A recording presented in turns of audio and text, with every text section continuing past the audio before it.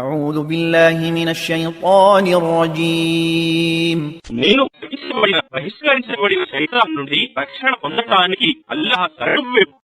وما كان لمؤمن ولا مؤمنة إذا قضى الله ورسوله أمرا أن يكون لهم الخيرة من أمرهم ومن يعص الله ورسوله فقد ضل ضلالا مبينا.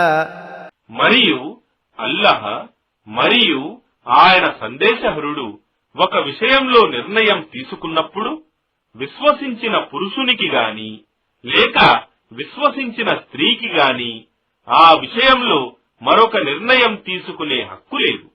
మరియు ఎవడైతే అల్లాహ్ మరియు ఆయన సందేశహరునికి అవిధేయుడవుతాడో వాస్తవంగా అతడు స్పష్టమైన మార్గభ్రష్టత్వంలో పడి ఉన్నట్లే.